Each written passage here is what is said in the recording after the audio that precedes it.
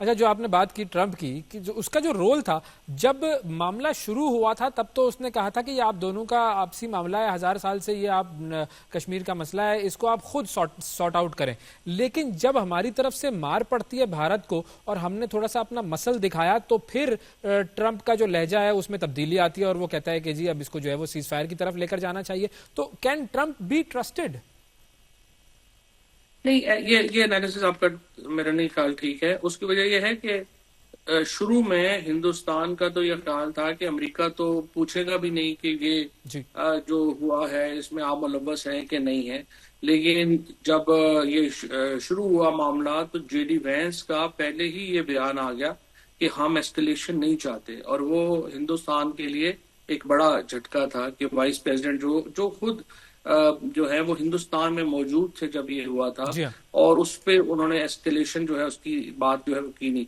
President Trump भी जो थे उन्होंने कहा कि दोनों से मेरे बड़े अच्छे ताल्लुकात हैं और मैं चाहता हूं कि ये चीज जो है इसको आगे जो है वो ना बढ़े।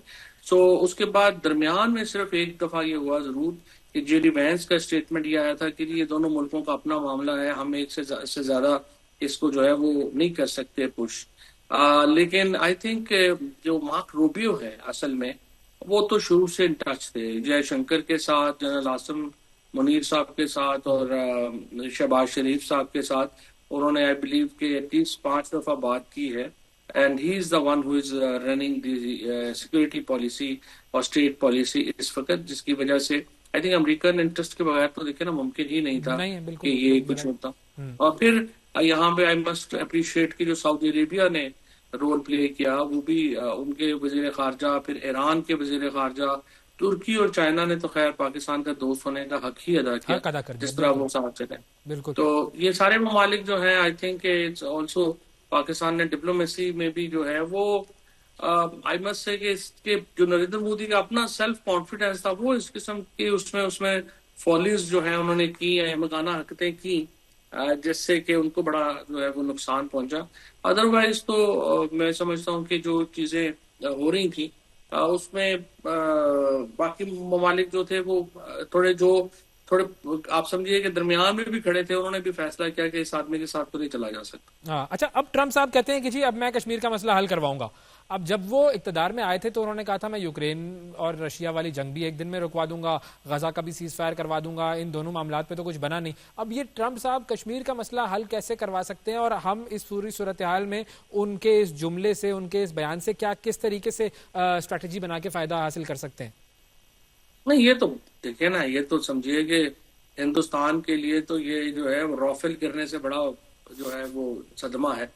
उसकी वजह यह है कि हिंदुस्तान जो है उसका तो मौकफ ये है कि ये हमारा इंटरनल प्रॉब्लम है और दुनिया को इस पे बात ही नहीं करनी चाहिए। और उनके लिए आज अमेरिका ने एक बड़े तवील अरसे के बाद, एक गैप के बाद, कश्मीर को एक डिस्प्यूटेड टेरिटरी माना है, जो इटसेल्फ बहुत बड़ी कामयाबी है पाकिस्तान की। हम्म। उसके ऊपर निगोशिएशंस की वो कोशिश करें, वो हो ना हो, वो सेकंड दूसरा मरहला है।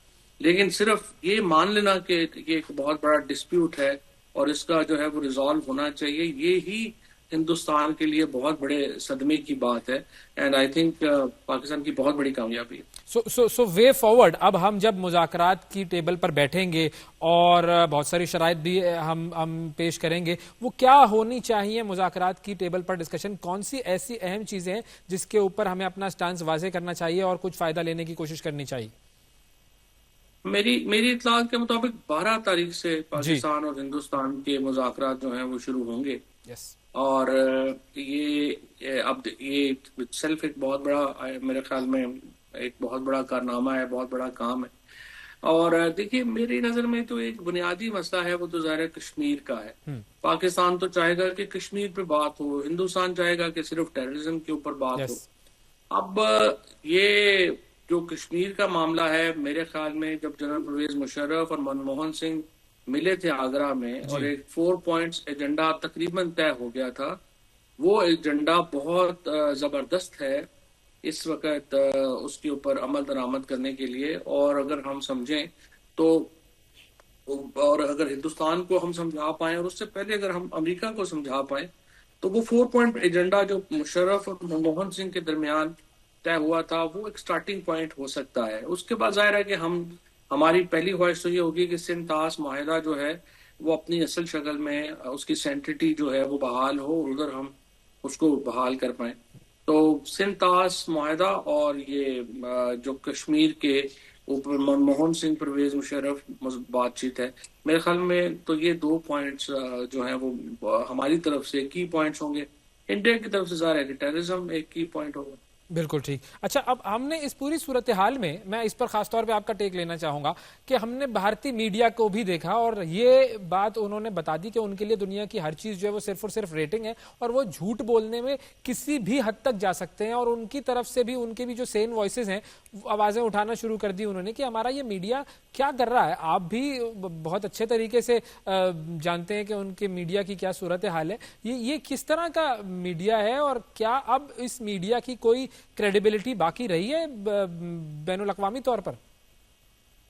नहीं, उन्होंने तो बहुत हर्ट किया है अपने मीडिया को, बहुत हर्ट किया है। और इसका बहुत नुकसान अपने आप को ही उन्होंने पहुंचाया कि जब आपके मीडिया की कोई क्रेडिबिलिटी ही ना रहे और उसको कोई जो है वो समझे कि ये तो बिल्कुल ही मजाक लोग हैं। और बड़े सीनियर लोग, आई थिंक बरखा दत्त जैसे लोग, फिर जो बाकी इनके जो लोग हैं, संगीता मोहन है, समिता प्रकाश है, तमाम बड़े सीनियर लोग हैं। और उन्होंने जिस तरीके से इसको जो है अपना बेड़ा गर्क किया, आई थिंक सबसे ज्यादा उन्होंने अपना जाती नुकसान किया, क्योंकि क्रेडिबिलिटी बनने में बड़ा वक्त लगता है, खत्म तो फौरन जो है वो हो सकती है। तो उन्होंने बहुत अपने आप की जो है वो तबाही की है। अब ठीक है, मीडिया में एक जिंगोज्म या समझिए एक स्टेट के साथ एक हमदर्दी तो होती ही है इस तरह के माहौल में, जो पाकिस्तान के मीडिया में भी थी। लेकिन बहरहाल आप ये तो नहीं कि हर हद ही पार कर जानी। बिल्कुल। आखिरी दो चीजें मैं आपसे जानना चाहूंगा। पहली चीज ये कि हमारे यहाँ पर हमने ये देखा कि एक इत्तेहाद की फिजा नजर आई, लोगों का जो एक सेंटिमेंट था पाक फोर्सेस के लिए, पाक आर्म फोर्सेस के लिए, वो बड़ा अच्छा नजर आया। इस पूरी सूरत हाल में हुकूमत को तो एक किरदार ठीक है होता ही है, ऑपोजिशन का जो किरदार रहा उसको आप कैसे देखते हैं? नहीं, इसमें देखिए पूरा पाकिस्तान ज़ाहिर है इकट्ठा था। और इसमें जब इमरान खान ने एक ट्वीट किया और कहा कि नरेंद्र मोदी को एक्सपोज किया, उसके बाद से मैं ख्याल है कि पीटीआई भी पूरी तरह से ऑन बोर्ड थी और तमाम पाकिस्तान ने मिलकर ही इसका मुकाबला किया है। लेकिन ये एक आर्जी फेज है और आप देखेंगे कि अगले, मेरा ख्याल है कि चंद दिनों में ही ये डिवीजन जो है ये वापस आ जाएगी, क्योंकि अनफॉर्चुनेटली हुकूमत की तरफ से किसी इस तरह की कोई ख्वाहिश का इजहार नहीं किया गया कि हमें कोई मुस्तकिल सियासी इस्तेहकाम की तरफ जाना चाहिए या पाकिस्तान के अंदर कोई पोलिटिकल डिवीजन कम होनी चाहिए। और जाहिर है इमरान खान को कोई रिलीफ जो है वो नहीं दिया गया।